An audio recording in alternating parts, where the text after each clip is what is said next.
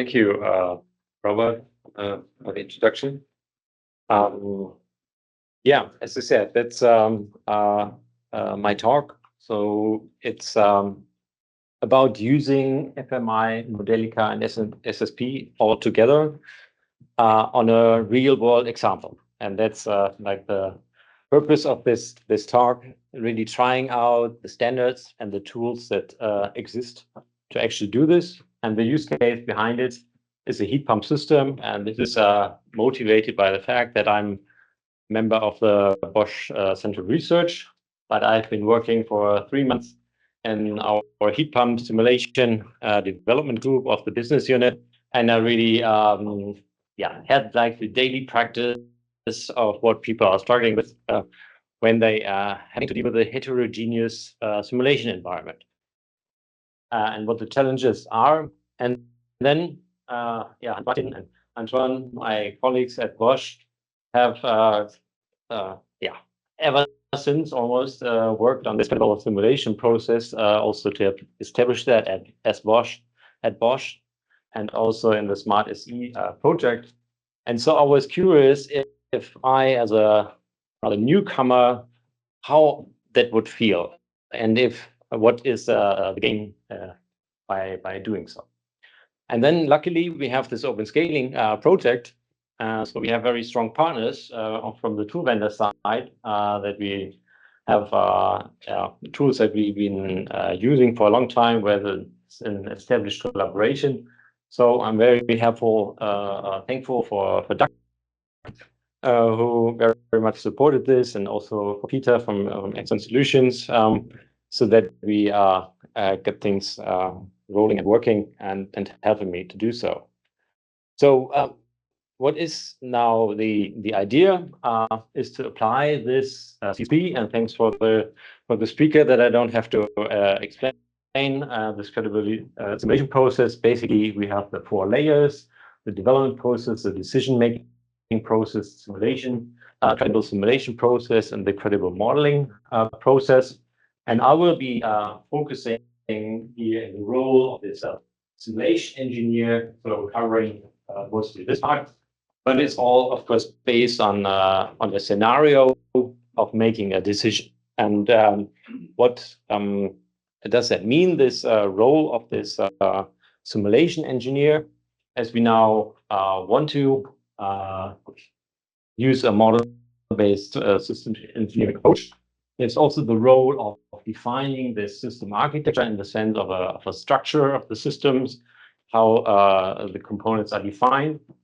But then the interesting part is really the simulation engineer, who will contribute only parts of the model. So and that's a real fact also in this division. I've been working there. There are the control engineers, and there are the indoor unit guys, the outdoor unit guys, one using Daimler, others using Simulink, and then other tools. And so they're always contributing only a part. So there are multiple simulation engineers in that role. So how do you deal with that? In addition, you have an integration test engineer who has to live with what he gets. And that can be tough at times. So this is the setup of the roles, and this is the scenario where we have this the heat pump system. I mentioned it's outdoor and the indoor unit, and the really technically most interesting thing is outdoor unit.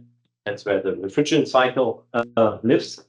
And so now in this scenario, we say, well, a decision has to be made.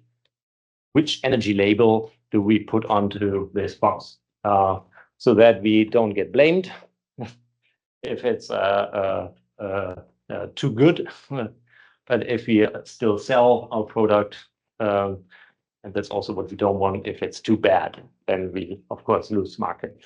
So that is the simulation request to say, well, predict the seasonal coefficient of performance, which is like the number that you use when you declare this energy label, which might be A++ or A+. And then following this procedure, then you want to define or you have to perform an analysis of the simulation task. Say, well, what do I have to do? On the one hand, and what is really the objective. Why am I doing this? What is the outcome of this? And which is then also clearly indicating what is really my quality of interest. And here it's really to determine the steady state coefficient of performance at the defined operation points according to this DIN 14825 norm. So that's the goal. As we move on in this simulation process, then we're talking about what is the simulation setup. And as I mentioned, it's a heterogeneous environment. There we say we rely on Modelica and Daimler to define the refrigerant circuit. And then we want to have our COP prediction environment. And we say, okay, we embrace this idea of SSP. That's where we want to also use a tool independent from the actual simulation tool, which shall be easy SSP under the hood, this FMI bench running this type of simulation. But then we also have our control guys. We also want to satisfy them. So if we create this refrigerant circuit model, then that should also be possible to integrate there. So that's so to say the boundary conditions of the simulation setup. And now we design a system structure that satisfies this setup. That's where EasySSP comes into play. A nice browser-based UI. I think it has been presented already, and I think there's also like the presentation booth where you can take a look if you don't know. And here it's on the one hand defining this hierarchy of systems and subsystems, which is quite easily done and presented in this structure. But then you can also start really modeling the connection of these different blocks, where you introduce these interface connectors and parameter connectors, and actually draw your lines so that you have a clean setup of how things are supposed to be structured. Then you do the same thing on the subsystem level, just pointing out also a parameter is considered a connector of a different kind. So this is the box, the patch for the signals, and so you can get it clean, what goes in, what goes out, and how to use it. And then you can, of course, also define kind, data type, and the unit, and you can also introduce custom units if you need to.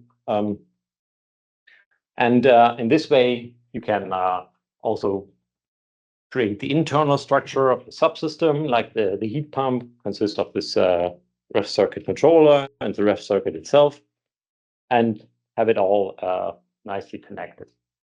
So then, and this is all doing like the system architect who says, well, this is how we want this thing to be set up so that you have a maximum reuse of this. And then it all makes sense. So he talks to the people, what are the signals that you need for control so that it all makes sense. And he's then defining these blocks. And of course, also in the same way for this ref circuit controller. So now I am a Modelica guy. And one thing that I a little bit stumbled over is that in addition to the parameters, of course, you also want to provide the values. And that's also in this scenario quite a relevant thing, because the boundary conditions are defined by this norm. So you really want to make sure that you use the right numbers so that your assessment is based on the correct data. And therefore, it comes in quite handy that you can provide these parameter sets with different values. But in SSP, you have on the one hand the parameters where you just declare what the connector, what type it is. And the other thing is that you define a set of values, and you can have multiple values assigned to multiple parameters. So there's this N-to-M relation. In Modelica, we always have a parameter has a value. So that's a much simpler concept. And here, it's, I think, for managing, maintaining data, makes a lot of sense, but something that you need to kind of be aware of and get used to. So we define this parameter as a connector, and then we can also assign a value for that parameter as we assign it, and then we can cluster them into parameter sets, and that's then also quite handy that you can just click forward and then kind of exchange the one value set with another. And this concrete example, I've also introduced an input connector, which is assigned a value. So also that is possible to do. And here we also see then that you can store this format in this SSD file, which is together with structure, or the other approach is, like in this case, that you really store it as a separate so-called SSV file, which is also quite handy if you want to reuse the same data set also in another context. So this kind of covers this design phase for the simulation process. Now we move on into the implementation. And so we go into this modeling, credible modeling process. And here we again formulate a modeling request just to create a model that is capable to do prediction. And again, first we need to do an analysis, understand what are we supposed to do. And therefore, this picture explaining, well, what is COP? It's like the ratio of the gain versus the effort in terms of energy of that heat pump. And that's determined by the temperature rise that you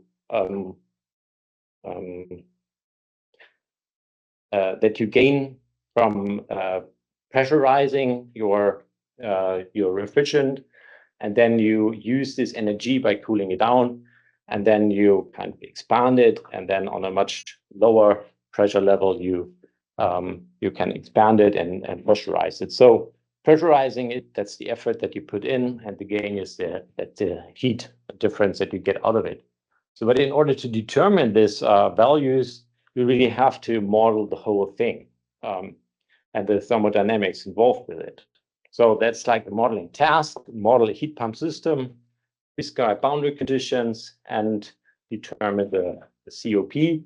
And we have certain requirements that we also say, well, there are cycles where we have frost and defrost, and we have the steady state conditions. So in this way, we describe what we have to cover in order to satisfy this. So this frame is set. We know what needs to be done, and again we have this modeling and simulation setup, which we can basically carry over from what we did before. So if we want to hand it over into the implementation phase of our credible modeling process, it's just one click away. Export this SSP structure. You get this zip container. You can take a look what is inside. We find our SSV files that contain these parameter sets, and then we have this SSD file, which describes this hierarchical structure. And the beautiful thing is that Daimler is a quite comprehensive simulation tool, but also supports SSP in a quite decent way, so that this implementation is comparatively straightforward, because you just import it, and Daimler in the import procedure will create a package for it. And this package contains, corresponding to the content that we have seen before, Modelica classes that represent these structures. And if you switch to the graphical view, you will easily recognize, well, okay, this is already a big part of the work that I'm supposed to be doing. And because all the connectors and inputs are already there, you have parameters, the new units assigned. There are no values, so that's just the declarations of these parameters. They're not there, it's an abstract class. But as you move on and want to implement now the behavior, it's rather straightforward, as you just extend from the space class. At least that's how I did it. And then you can kind of add like these simple equations for this boundary condition block to make that happen, to implement it. And then you have this SSV file, which Daimler interprets as a modification of your base class. And this is how you get the numbers in, which also allow you, by this replaceable mechanism, to replace these values. Nicely translated, and so a reasonable effort to do it. Then, of course, as we are in a credible modeling process, we also want to do verification of our results. We take advantage of the Daimler testing library, create a test package, create a test case, get like the frame generated, drop our block inside there.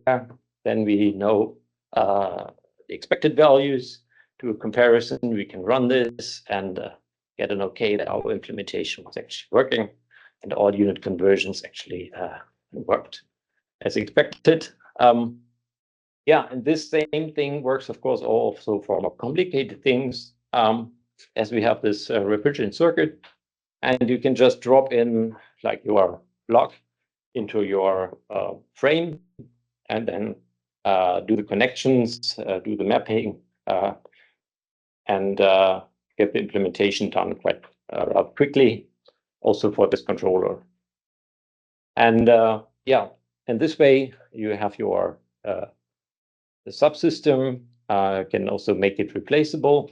And as we move on towards really delivering this model, we also create these, we run also a test on the system level, and create this as a reference result, so that we can then later on can also check this against our FMUs that we're gonna be generating in our next step as we move on to the model delivery, because we want to hand it over as FMUs.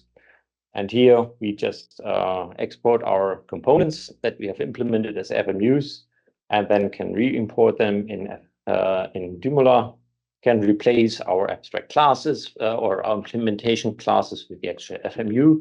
And it comes in quite handy to just duplicate this test.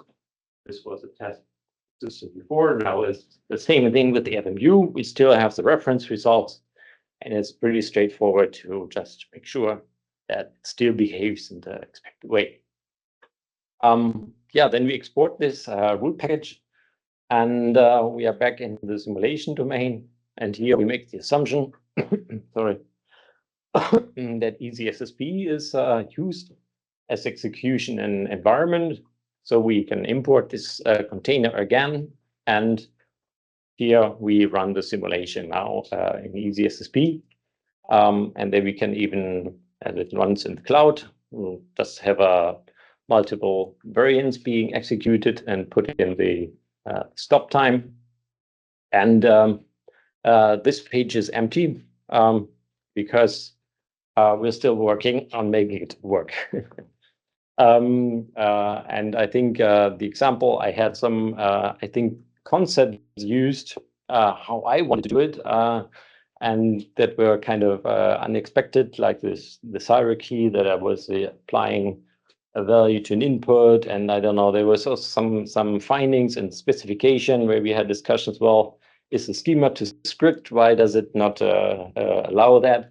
So it's an iteration here, but we all know that it's yeah, just doing, and I think that will be figured out rather easily. So I think we can make the assumption that that's going to work in a couple of days. And for this demonstration purpose here, we now have an evaluation and a fulfillment, and then finally have our delivery of the simulation at the end of the day. So to summarize, we have applied this credible simulation process using easy SSP and the SSP standard. And we've also seen how to map this system structure in Modelica using Daimler, how to export it as a FMU. And there are a couple of topics that haven't been covered, which are also worth mentioning, like this CSP workflow, metadata, traceability. And the next talk will cover this. And then there's also a nice capability of doing credibility assessments, quite nice support in that respect. And I think also when it comes to optimizing this co-simulation, there's also this talk about this input smoother, where also a big enhancement has been done, that this can be improved. So there's also interesting stuff that have not been considered yet. So what are like the key findings? For me as a Modelica modeler, I really had the idea of a system architecture being an object-oriented classes and instances, and that does not really is reflected in SSP. So SSP is a structure, set in a specific way. So it's I think a learning to kind of map these concepts if you work on both ends. And of course, there's some other differences. And bottom line, to conclude my talk, I think in heterogeneous environments, SSP is really an enabler because it's tool agnostic and describes it in a standardized and open way. But if you're living just in one world, it's probably you have all the things you need for very comprehensive architectures to be defined in Modelica. Yeah, I will leave it as that, just stressing the fact SSP, I consider that as a real enabler for virtual engineering in collaborative settings. And as an outlook, I just want to say the open scaling project will just be running another year. So many things we can also improve. And this is like the goal also to take advantage of the FMI terminals, FMI3 terminals, so that we can have bus connections, because I think that would be really beneficial, not having to fiddle around with individual signals, but making simpler connections, also maybe using physical connections, and working in this direction. And this was the end of my talk. Open for question. Thanks for listening. I have a question. So the last speaker spoke about system architecture and so forth, and now you're doing architecting initially in ECSP. Do you see a future where there's relation to SysMed V2, for example, in this workflow? Yeah, I mean, in this workflow in general, yes. In this use case, not so much. I mean, and that's more, I think, in the domain, and as far as what I've learned in the business unit, that's the willingness to invest into architectural and descriptive things is very limited, because the regulations don't really require that, and complexity of the product. I think there's will be a hard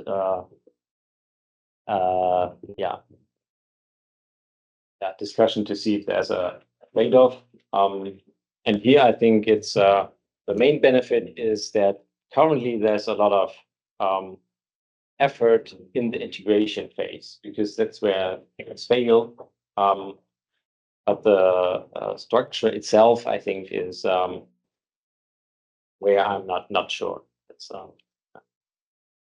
Thank you. Okay. Thank you again, Oliver.